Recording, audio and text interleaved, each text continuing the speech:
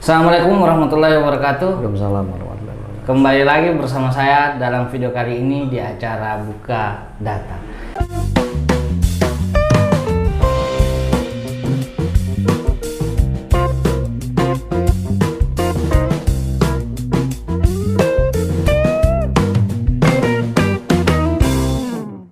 Nah, teman-teman sekalian, pada video kali ini saya sudah kedatangan seorang akademisi hukum tepatnya yang baru-baru sekitar 2 hari kemarin baru baru dibaiat menjadi seorang dokter di bidang hukum khususnya pidana. Amin. Alhamdulillah tentu. Nah, selain itu beliau ini adalah salah satu guru senior, mentor saya juga, dan terima kasih tentunya suatu kehormatan karena hari ini sudah bisa hadir dalam video kami, Bang. Selamat datang Bang Suhendar. Lebih lengkapnya Dr. Suhendar SH MH gitu kira-kira. Selamat Bang. Sekaligus Terima kasih. alhamdulillah akhirnya sampai juga pada setelah berliku-liku ya Bang ya. Nah, seperti yang sebelumnya kita kampanyekan atau di media sosial dan semacamnya, bahwa pada video kali ini kita akan banyak membahas tentang Tangerang Selatan, bagaimana pilkada Tangsel dalam pusaran oligarki, kemudian bagaimana masa depan pelayanan publik pasca pilkada ini tentunya. Nah, untuk tidak berlama-lama, saya langsung aja ke Bang Hendar. Ini seorang, kita kerap memanggilnya Bang Hendar. Dia akademisi, dosen Unpam, kemudian advokat. Kemarin juga mantan bakal calon wali kota Tangerang Selatan. Jadi tidak sempat untuk sampai pada calon, tapi paling tidak membawa namanya sudah menjadi salah satu tokoh politik di kota Tangerang Selatan. Nah, tapi pada video kali ini Bang, Abang berdiri bukan sebagai politisi tapi sebagai akademisi kira-kira begitu Bang, sekaligus praktis ya. Nah, Bang Hendar, bagaimana kabar? Alhamdulillah sehat. Alhamdulillah sehat ya Bang ya. Nah, kota Tangerang Selatan lagi menghadapi pilkada, tepatnya 9 Desember nanti ada pencoblosan untuk pilkada ketiga kalinya ya Bang ya. Nah, hari ini kita disuguhkan oleh 3 pasangan calon yang mana tentu mempunyai latar belakang yang masing-masing luar biasa juga Bang. Mempunyai latar belakang kekuasaan yang besar juga. Di antaranya ada anak wapres, kemudian ada keponakan Menhan, dan anak dari pusaran dinasti Banten, keponakan Atut, persisnya anaknya Ratu Tatu. Nah, Bang Hendar, bagaimana Abang melihat pilkada dan demokrasi Kota Tangerang Selatan hingga hari ini menjelang pilkada? Ya, pertama saya terima kasih ya sudah diundang di acara ini, karena ini juga menjadi kesempatan buat saya untuk sedikit bercerita lah tentang keluh kesah di Tangsel kan begitu. Saya kira momen pilkada besok adalah kesempatan terbesar untuk warga Tangerang Selatan untuk mengubah secara benar untuk memperbaiki keadaan dari situasi yang saat ini. Nah, oleh karenanya tinggal masyarakat bagaimana memanfaatkan pilkada ini untuk betul-betul memilih kandidat yang ada, yang baik dari yang ada ini gitu. Jangan sampai salah pilih yang kemudian akhirnya persoalan pelayanan publik ini menjadi terulang lagi. Oke. Kata Abang ini adalah momen untuk memperbaiki. Memang sebelumnya seperti apa Bang? Ya, saya termasuk orang yang mungkin ya silahkan saja berbeda pendapat, tapi saya termasuk orang yang menilai pemerintahan Kota Tangerang Selatan ini gagal.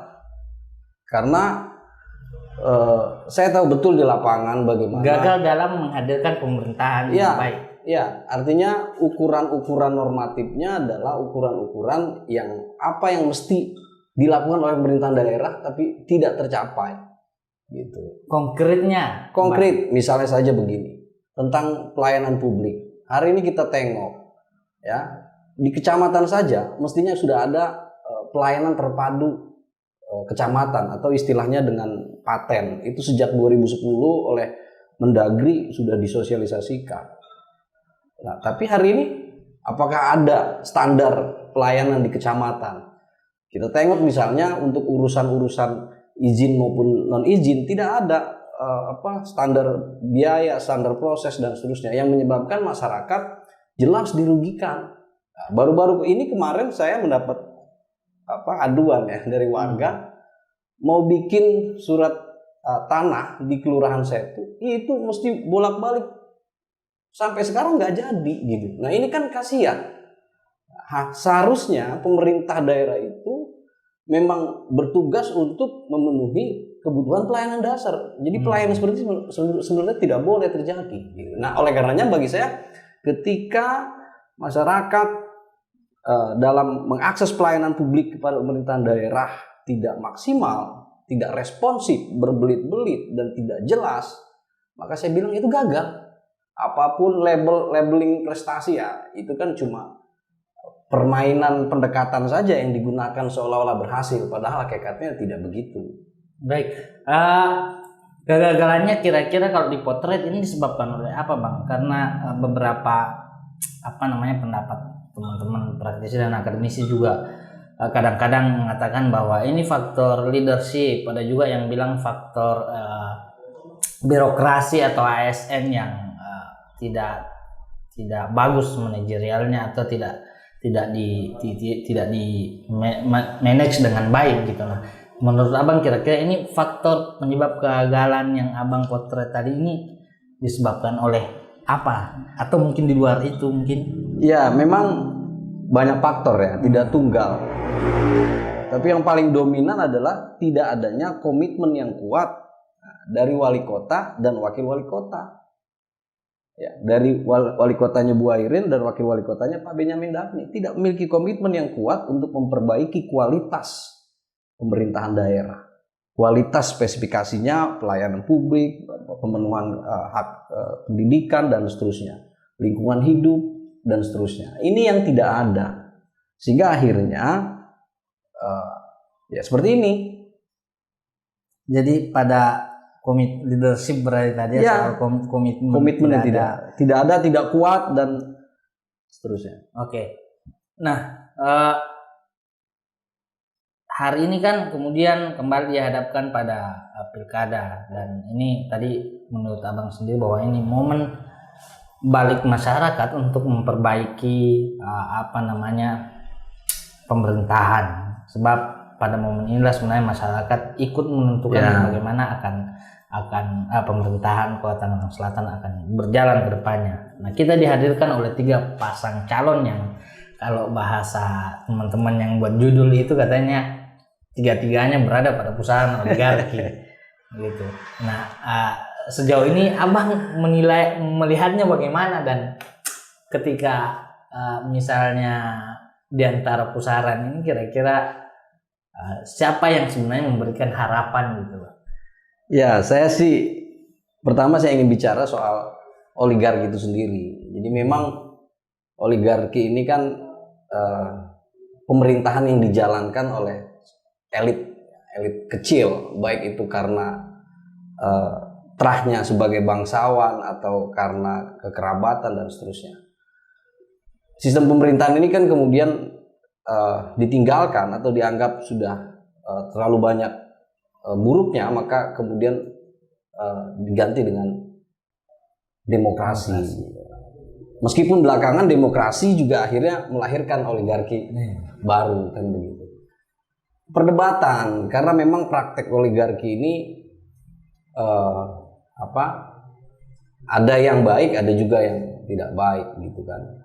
Artinya saya tidak berbicara soal itunya. Tapi yang apa sih sebetulnya yang dilarang dari oligarki itu adalah karena ia dikelola oleh sekelompok elit kecil memimpin orang banyak, bisa juga karena kekerabatan, maka muncul istilah politik dinasti. Yang dikhawatirkan adalah karena keluarga atau kelompok elit kecil ini memegang kendali yang cukup besar dan menentukan, maka hakikatnya untuk kepentingan banyak ini justru dibelokkan menjadi kepentingan keluarganya. Ini yang maka akhirnya muncul praktek korupsi, kolusi, dan nepotisme. Inilah yang terlarang dan yang sangat tidak diinginkan dari praktek demokrasi ala oligarki atau oligarki berkedok demokrasi. Dan ini terjadi gitu di banyak penelitian, termasuk Banten adalah contoh yang selalu direferensikan oleh banyak penelitian. Salah satu praktek oligarki politik yang berhasil dalam artinya mereka melembaga dan kemudian dampak buruknya juga nyata. Misalnya kita tahu di tahun 2013-2012 lalu pasca penangkapan Tubagus Hairi Wardana yang tidak lain adalah suami dari wali kota Tangerang Selatan Ibu Airin Rahmidiani, ini kan akhirnya terbongkar semua, ya kan, termasuk di Banten akhirnya merambat kepada Gubernur Banten Ratu Atfatsyah gitu. Di antaranya yang terungkap adalah soal pengadaan alat kesehatan, termasuk yang di Tangsel, yang hakikatnya untuk kepentingan masyarakat, ya kan, secara formal bahasanya begitu. Di balik itu pengadaan barang jasanya ternyata menjadi objek proyek yang besar dan itu dimainkan dan itu terbukti. Tubagus Hairi Wardana, suami wali kota Herani, terbukti korupsi alat kesehatan untuk masyarakat. Ini kan contoh nyata bahaya oligarki politik atau politik kekerabatan atau politik dinasti. Jadi saya kira kalau kaitannya dengan tema hari ini, ya makanya masyarakat harus ini yang harus jeli melihat bahwa ya tadi saya tidak bicara soal oligarkinya bagaimana baik atau tidak, tapi saya kira yang poin terpenting adalah bahwa demokrasi ini tidak boleh melahirkan pemerintahan yang pada akhirnya nanti dikendalikan oleh keluarga tertentu.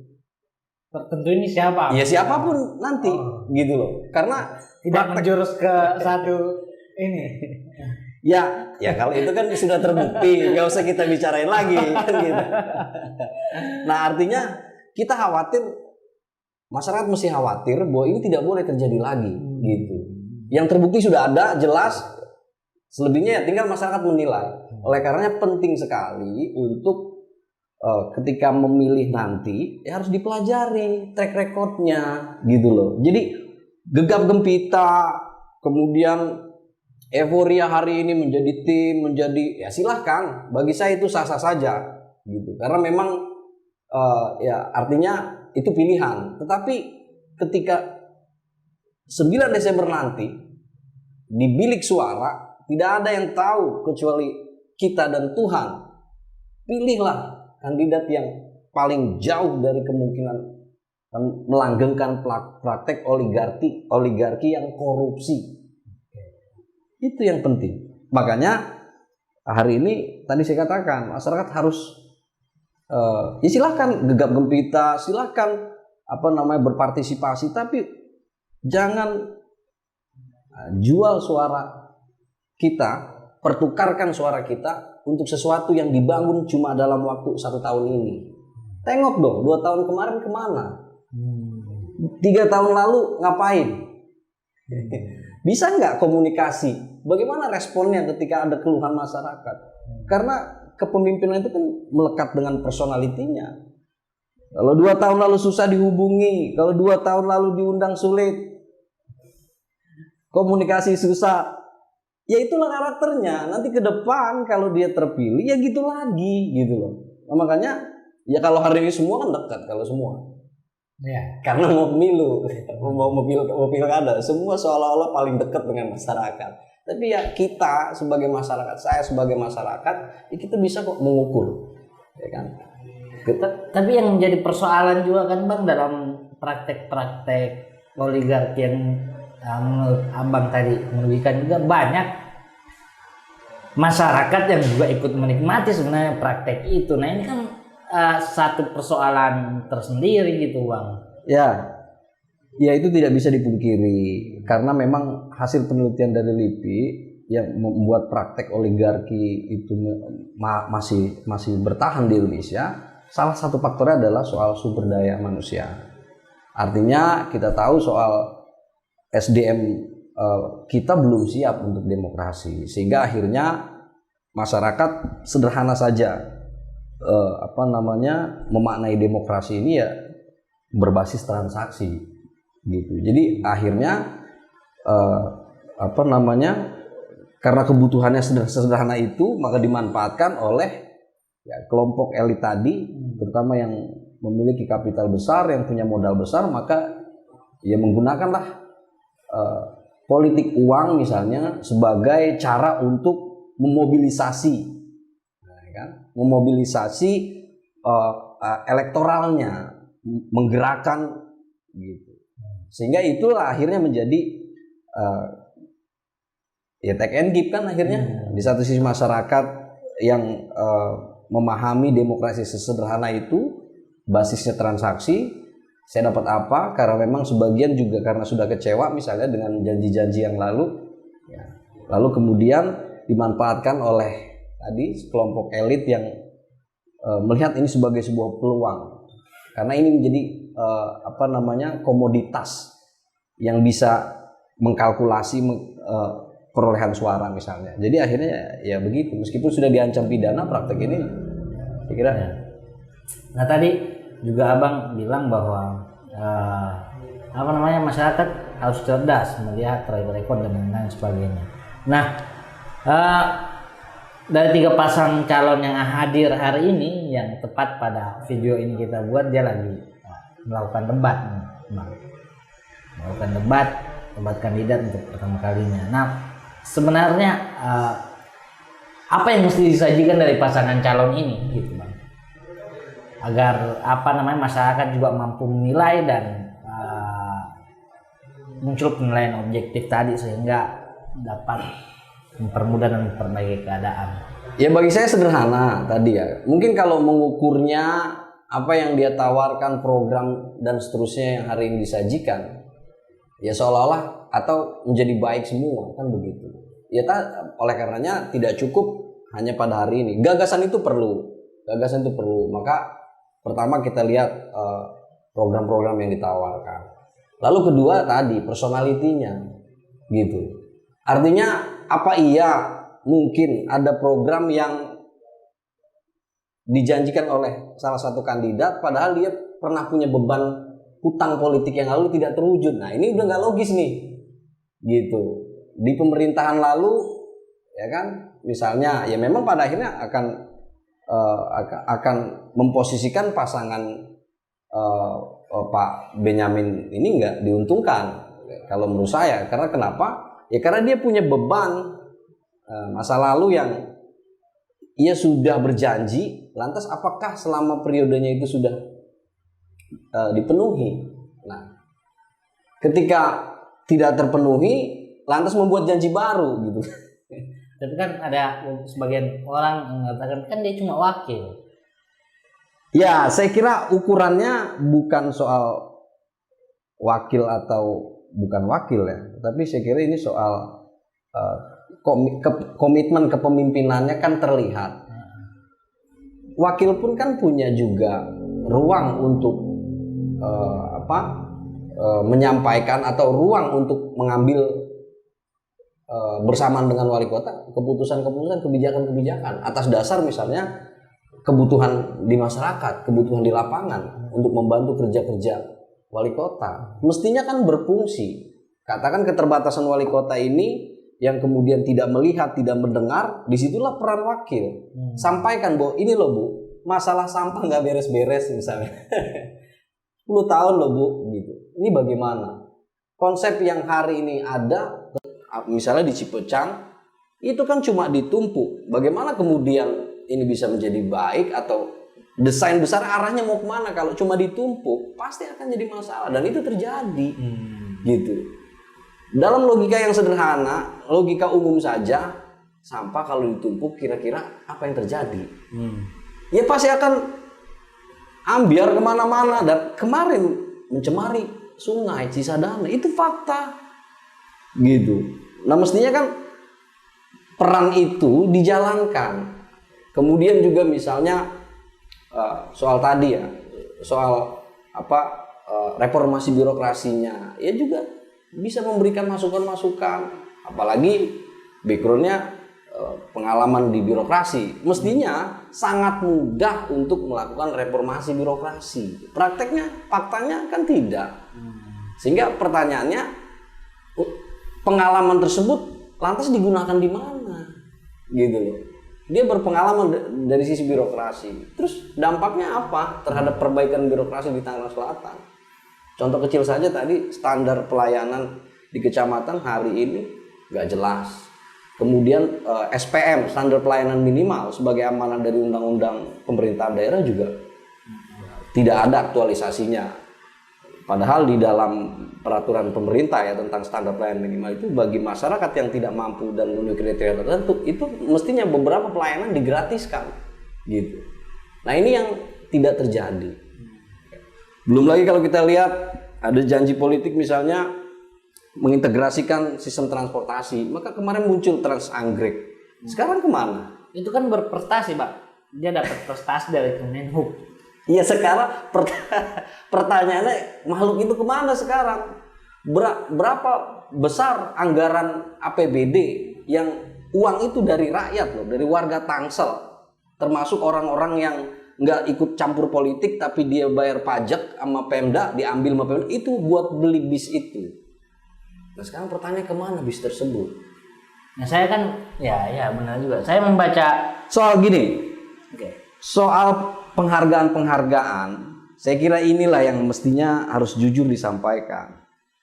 Beberapa penghargaan muncul memang dengan variabel-variabel yang tidak substansial, gitu. Misalnya tadi soal dapat penghargaan dari Kemenhub, pendekatannya apa? Itu mestinya jelas juga. Pendekatannya apa? Maka capaiannya apa, maka boleh klaim keberhasilan. Jadi utuh informasinya. Seperti misalnya kota layak anak, apa ukurannya, variabelnya. Kementerian Perlindungan Perempuan dan Anak membuat variabel ada beberapa kriteria. Salah satunya ketersediaan regulasi yang melindungi anak.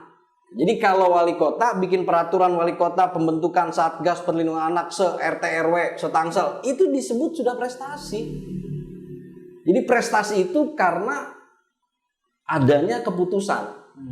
Maka akhirnya dapat label itu. Bukan eksekusinya. Bukan substansi. Nah pertanyaan setelah dibentuk Satgas Perlindungan Anak yang sampai tingkat RT RW itu tuh ngapain?